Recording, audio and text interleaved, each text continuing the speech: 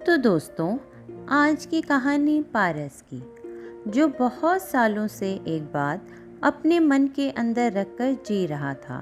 और एक दिन जब उसकी मुलाकात अपने पुराने टीचर से हुई तो उसने जाना कि वो जो सोच रहा था और जो हकीकत में हुआ था वो तो बहुत अलग था। तो चलिए जानते हैं क्या हुआ था उस दिन। पारस दुकान में सब्जी ले रहा था। तभी उसकी मुलाकात अपने स्कूल के क्लास टीचर से हुई। अरे सर, आप पहचाना मुझे? नहीं बेटा, अब बुढ़ा हो गया हूँ और ज़्यादा याद भी नहीं रहता। कौन हो तुम? सर, मैं पारस।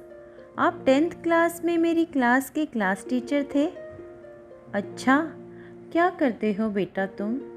सर, मैं आपकी ही तरह एक टीचर हूँ। अरे वाह!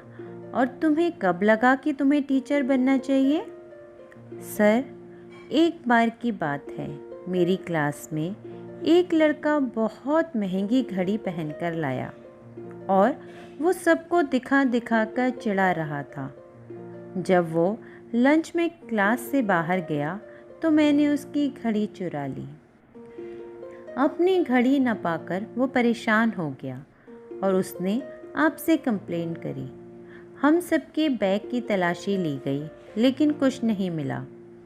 फिर आपने हम सबको एक लाइन में खड़ा कर दिया और सबको अपनी आंखें बंद करने को कहा और एक एक करके सबकी पॉकेट में हाथ डालकर आप चेक करने लगे। मेरी पॉकेट में हाथ डालकर आपने वो घड़ी निकाल दी। तब मैं बहुत डर गया था, कहीं सबके सामने आप कुछ बोल ना दो, मेरी इज्जत की धज्जियां ना उड़ जाएं। लेकिन घड़ी लेने के बाद भी आपने सबकी पॉकेट चेक करी और फिर सबको अपनी आंखें खोलने को कहा और फिर उस लड़के की घड़ी उसे दे दी। ये मेरे लिए बहुत बड़ा सबक था। आपने ना मुझे डांटा, ना समझाया और ना ही किसी के सामने मेरी बेइज्जती करी। उस दिन मैंने डिसाइड किया कि मैं एक अच्छा और नेक इंसान बनूंगा और आपकी ही तरह एक अच्छा टीचर बनूंगा। आपको याद है ना वो दिन सर? पारस ने पूछा। हाँ, मुझे याद तो है। घड़ी की चोरी हो गई थी, लेकिन मैं ये नहीं जानता था कि वो तुम हो, क्योंकि तब मैंने अपनी आंखें बंद कर रखी थी। क्योंकि किसी को सबक सिखाने के लिए मैं नहीं मानता कि उसकी बेइज्जती करना ज़रूरी है।